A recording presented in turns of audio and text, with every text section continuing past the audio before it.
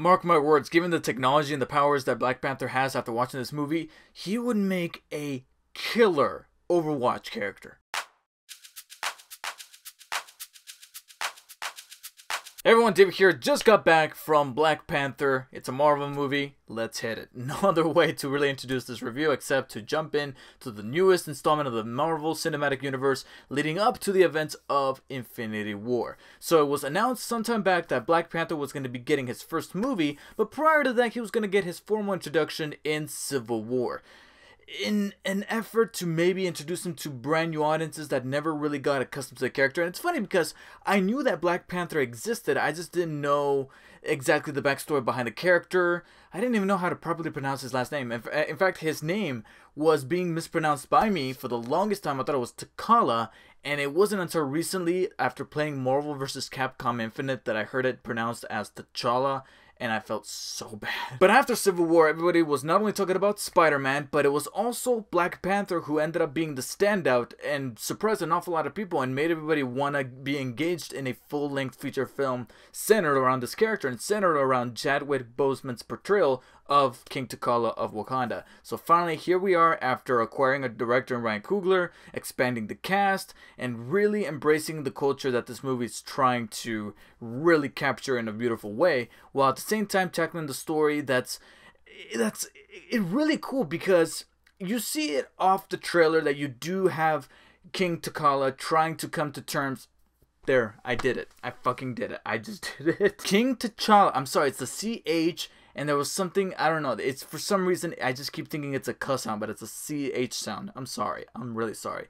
King T'Challa, played by Chadwick Boseman, is trying to get accustomed to being the new king after the events of Civil War that kind of sparked the entire thing. No pun intended. Ugh. But what's cool is that while he's trying to tackle the overwhelming odds of trying to be king of Wakanda while at the same time embracing some new enemies that come knocking at their door, it's also a little bit of an origin story, because it takes a little seed that was planted in Civil War and expands upon it in a way that I was just not expecting. So if I wasn't expecting that, I guess it should be a little bit of a service to you guys to not really go too much into detail about the plot for this movie, because it really does try to separate itself from the traditional Marvel movies as best as it possibly can. You can kind of tell that Ryan Coogler, who directed and co-wrote this movie along with another writer, they were trying their best to push the envelope as to what they can do that's different and that can really kind of push the limits, not because they did anything that was controversial or inappropriate. They didn't. There's hardly anything like that in this movie. It's just that it tries as best as it can to break out of the mold in terms of being a Marvel movie, and you get that feeling right off the bat based on the culture, based on the visuals that you see within Wakanda, whether it be just some really typical, I don't want to say typical, but some really general, but at the same time still beautiful vista lookouts of the African plains, because they do manage to capture some on-location stuff about the mountains and the deserts and stuff like that. But once we jump into Wakanda and you see how the technology really evolved there, that's really cool, because it's a blend of science fiction along with the African culture, blending in the designs, the patterns, the writing.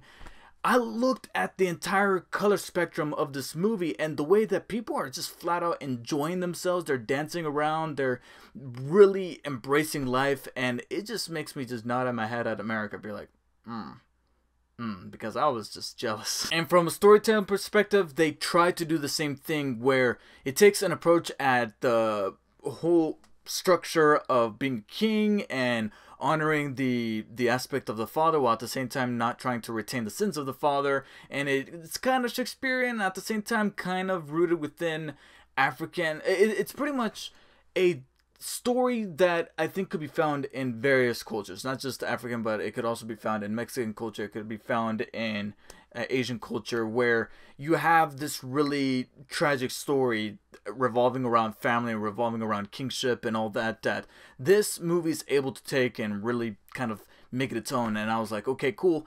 But I will admit, ever so often it's almost like Marvel's like, yeah, but we're Marvel, we got new Marvel-ish things. And ever so often there was a beat that I was able to telegraph somewhat. And I don't want to say that it dampened the movie, but certain Deus Ex Machinas would happen, and I'm like, I'm pretty sure that's going to happen, and it does. And then later on, a certain character becomes expendable the way that you would expect them to be, and I'm like, well, there they go.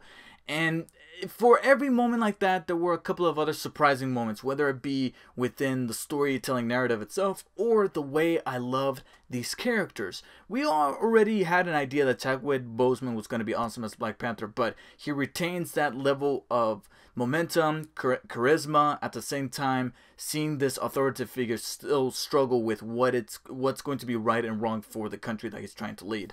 But on top of that, I gotta be honest, I fell in love with the supporting cast just a little more. I still liked King T'Challa himself, but there was something about this supporting cast that to me stole the show, especially the trio of women played by Lupita Nyong'o, Danai Gurira. I really hope I'm not butchering any names here.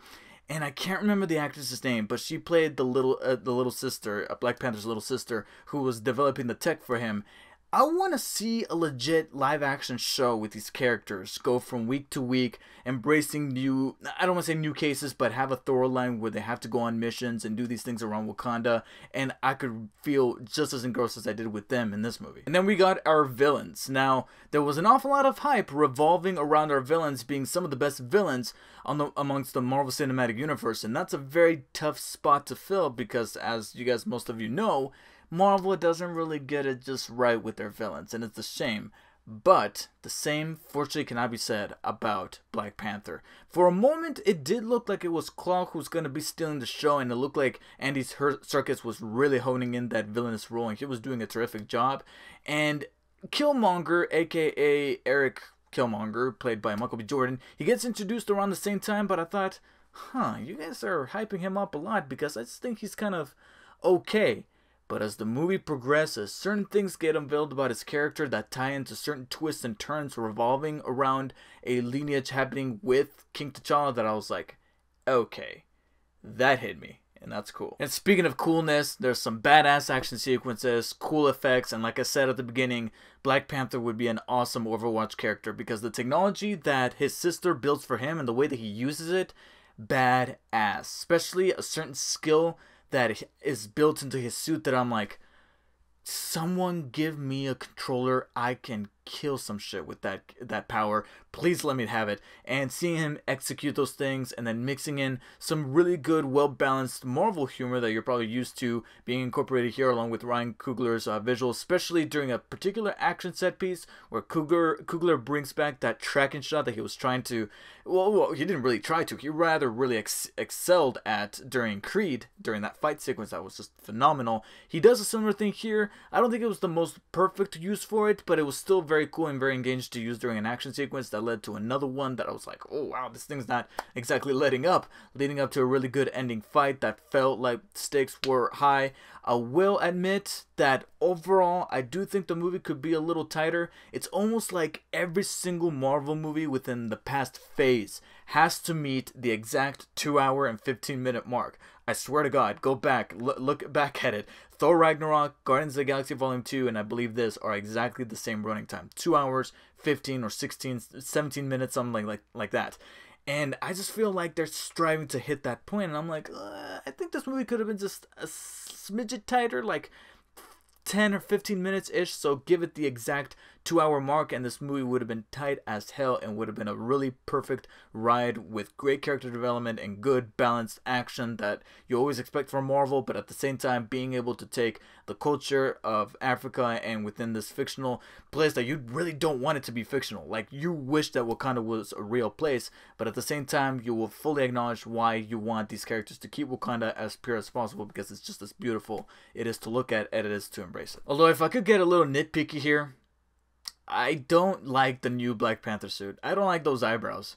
I don't like that they gave the Panther eyebrows. I like this suit from Civil War a little bit better because it always looks like he's surprised by everything. He's got those eyebrows. I was like, yeah. I'll admit that there are other movies in the Marvel pantheon that I would prefer to watch, but Black Panther, very, very, very solid, strong film for Black Panther that makes me look at the entire mythology of Black Panther, wanting to look at the comics and be like, okay, which villain do I want to see up in Black Panther 2? Because trust me, I would love to see a sequel, and I would love to take the foundation that this movie kind of built for itself and just build upon it, just like the sister was developing that new technology and improving it. She even has a line where she says it's just because something works doesn't mean it can't be improved. And Black Panther is exactly the same way, where it works beyond exceptional, but I'm looking to see if they could really top themselves off with a sequel. So for now, I'm going to be giving Black Panther a really, really high and strong 8 out of 10. Definitely one of the standouts of the Marvel universe within recent memory. So guys, let me know in the comments below what you guys thought of Black Panther. If you have finally watched it, if you were one of the lucky ones who have watched it a little bit early. I understand that people overseas watch these damn things like a week early. So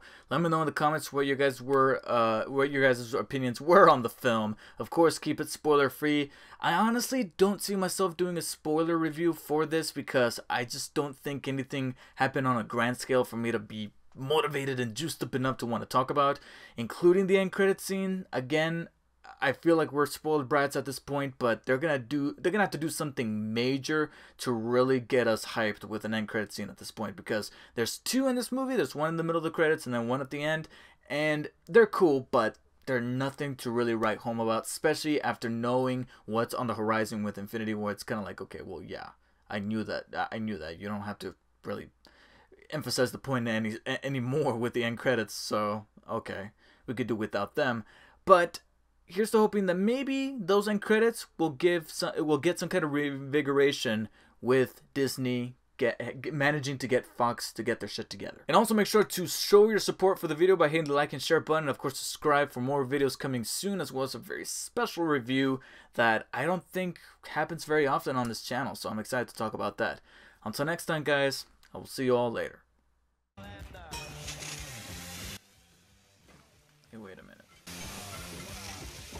Haven't I seen this before? Oh God, no. Shut it down. Shut it down.